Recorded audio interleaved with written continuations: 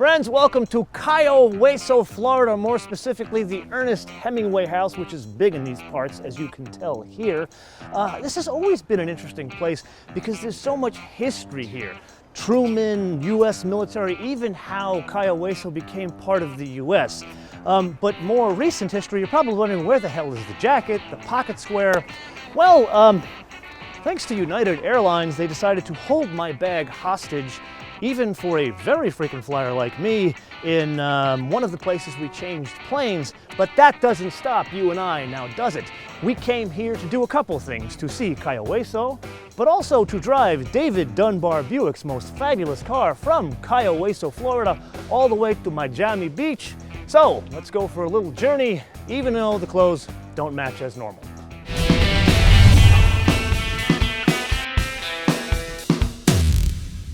So as we get started here in the Florida Keys, let's cover something important straight away. Diese Wagen kommt aus Deutschland, aber in Deutschland it's on offer with 3 Motoren. Here, eine Motoren. So basically the Opel version has a 170 horsepower 4, a 200 horsepower 4, and a diesel engine. In the transatlantic journey from Rüsselsheim, Deutschland to Motown, it sheds 2 of those motors. But the good news is we get the most powerful one. And the most powerful one, believe it or not, is a 1.6 liter 4-cylinder direct injected turbo gasoline engine. Now that doesn't really sound like enough engine for an almost 4,000 pound convertible, but there are a couple of moving parts here. Number one, it's 200 horsepower as we discussed, but more importantly, it's 207 pound-feet of torque. Now that's all fine and good, but riddle me this. What does this Buick have in common with a Porsche 911 Turbo S? Overboost. So for 10 seconds, this will develop 221 pound-feet of torque, and it comes in kind of where you want it to be, 1,800 to about 2,500 RPM. Now that's all fine and good, so let's put that off to the side.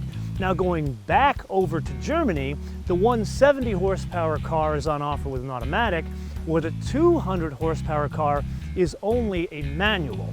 Here, this 200 horsepower car is only on offer, sadly, with an automatic. But what they did here, there's more torque, and that's why they have the manual connected to it in Europe. So Buick engineers took the 6-speed auto from the Verano Turbo and connected it to this 1.6 liter turbocharged engine. So now that all kind of works, but how does that translate to roads that are not sand? 1.6 liters, 3,979 pounds. Those kind of numbers generally don't a fire-breathing car make. But we did talk about that overboost thing here. So let's just put our foot into this thing. So we got a straightaway. That's what you get in the Florida Keys. And it pulls. Not like a 911 Turbo S, the other car we've driven with overboost. But I've noticed in the time I've been playing around with this thing, the overboost comes in, I want to say, for a solid 1,000 to 1,500 RPM. And actually, I was talking with one of the Buick engineers, and he's saying, yeah, it's overboost for like 10 seconds. And when you and I talk 10 seconds, that sounds like, oh my God, it passes like that.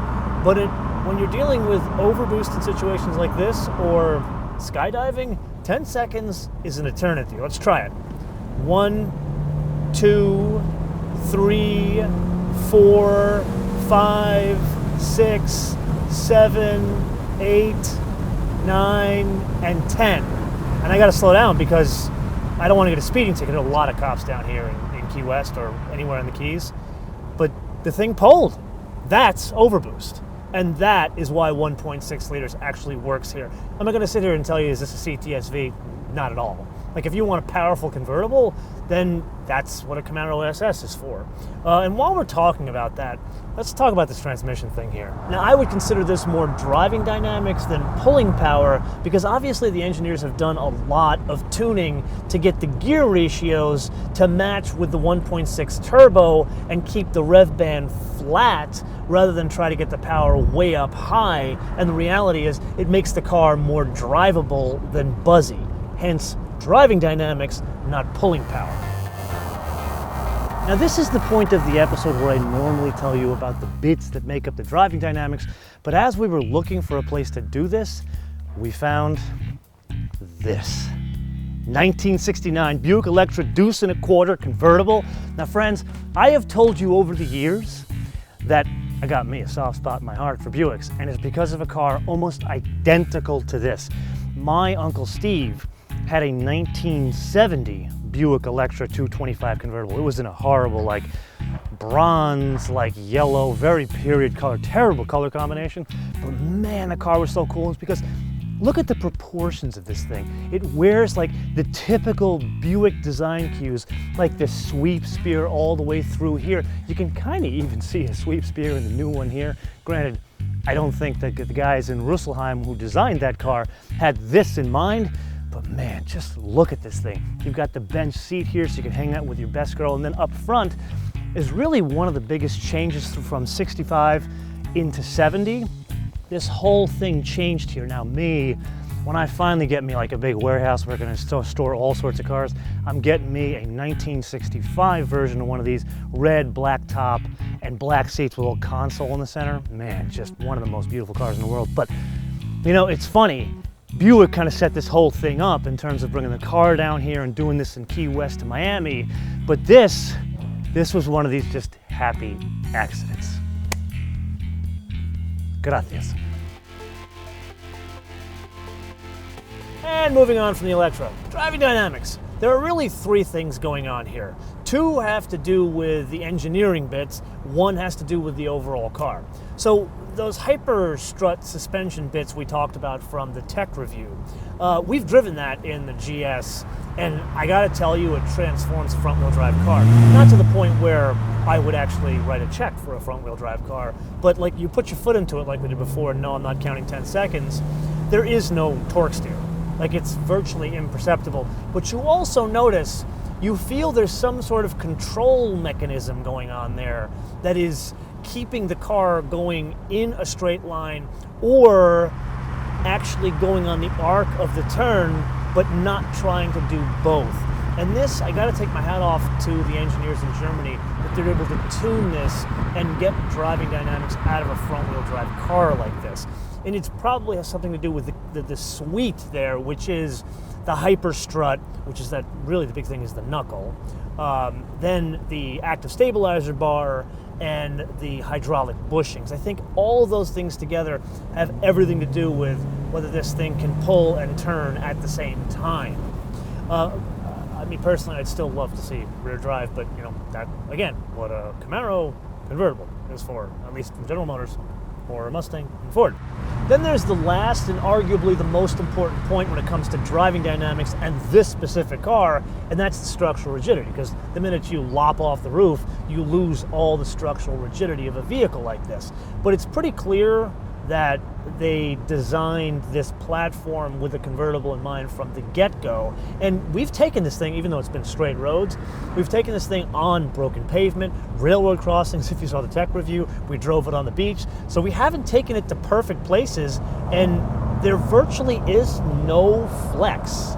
There isn't an instance where you feel the car is taking some of the pulling power away because it's being lost in the body itself or the platform moving or twisting. Like even when like you put your foot into it, there's like virtually nothing in terms of cowl shake, or you feel like the car is weak. So other than Hemingway, fishing, and its proximity to Cuba, the Florida Keys is known for something else. The 7-mile bridge. Take a wild guess why they call it that. It has a unique history. Way back in the day, like in the 30s, it was originally a train bridge. Then it fell in disrepair, so the company sold it to the US government. The US government then widened it for vehicular traffic. But then there was actually some damage through fire or something like that. So from 78 to 1982, the government built this behind me here, the new 7-mile bridge. It cost a then whopping $45 million. Like today, that's $100 to $150 million. Now you can still see the other bridge behind it. That's open mainly to pedestrians and fishermen. Now a little aside here, while yes, this does Connect, Lower Duck Key, and one of the towns of Marathon Key. I personally, besides cars, I am very much into distance running, and every year they do a road race, a running road race on this bridge. Take a wild guess how long the race is. In the tech review, you and I spent a lot of time talking about the interior. We counted the buttons, we talked about the seats, but now that I've actually had some real wheel time here, overall this is a damn nice place to be. I mean, I'd still say it's too busy over here. It's still 68 buttons on this thing here. The seats, yeah. Are they softer than an Opel? Have I had a chance to drive the Opel version? No, but I couldn't sit here and tell you I feel uncomfortable in driving this car for 5 or 6 hours or whatever it comes out to be today. But I will say this, there is a Camaro that is also offered by General Motors. And now that I've played around with the stunning ergonomics in that car, and usually Camaros, we don't talk about great interiors, but the way they've got the buttons, and especially the fan, the way they operate the HVAC system there, and go and check that episode out if you haven't, so much more elegant than this. And as I'm driving this car, I can't help but thinking about the elegance of another General Motors product. But does that really negate like the build quality of the thing here? I'd say the two are kind of equal. Maybe the Camaro kind of edges this one out because the Camaro was designed probably more recently and has different color and trim choices, where this is frankly color and trim choices from Europe. And I would argue if you're not talking a $140,000 Mercedes AMG or a bespoke built Porsche that you picked out the leather colors, generally Europeans don't have great color and trim choices. Like you get a lot of like no contrast, like a very dark color exterior and a dark color interior, or the exact opposite. Now here we got this light blue with this tan interior. This is nice, but there's just too much black here. Overall, yeah, I'm being design nitpicky on this kind of stuff, but again, a pleasant place to be. Could use some learning from Tom Peters' crew who did color and trim in the Camaro. Or, believe it or not, some of the Cadillac folks as well. Because you know what? They could steal some ideas from Cadillac and probably not get in trouble. So you and I have spent very little time with the top up here in the Florida Keys. Actually, we spent 0 time with the top up, but we still need to get to the business of convertible. And here we have a naked, ripped apart top. So over the years, you and I have spent time talking about different convertibles from Germany, which this actually kind of qualifies as such, and they always have like a multi-layer top. Well, here you can kind of see what they mean by multi-layer top. So this, the outer layer, this is either like the Hartz or Cambria cloth or canvas. This one, I don't know exactly which one it is. And then this is the insulation piece. Notice how thick that is. And then this is the headliner. So this and this work in conjunction to basically avoid noise transfer. So even though it's a folding top, it's still somewhat quiet on the road. And we've kind of seen this construction in other cars, not just General Motors, or in this case, a Buick or an Opel. And then back here, it's real glass with a rear defroster. And then you've got the ribs here, which actually give the top some structure. But what's most interesting is up front here. This is the leading piece that meets with the A-pillar, the top of the A-pillar. And this is constructed out of magnesium. So you and I started out in beautiful Cayo Hueso this morning, and we've been making our way north on Highway 1. And right about now, we're actually getting to kind of like the mainland of South Florida here as we work our way back to Miami.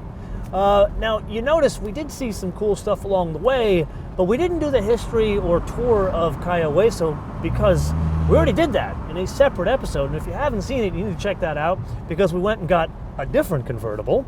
And then we drove around Key West and we went to the Hemingway house. We found out where Truman lived. We found out more about the military base there and the history of Cayo Hueso itself, how it was part of a U.S. territory and then given away and then sold twice and then back to the U.S. It's actually fascinating history, so make sure you check out that episode.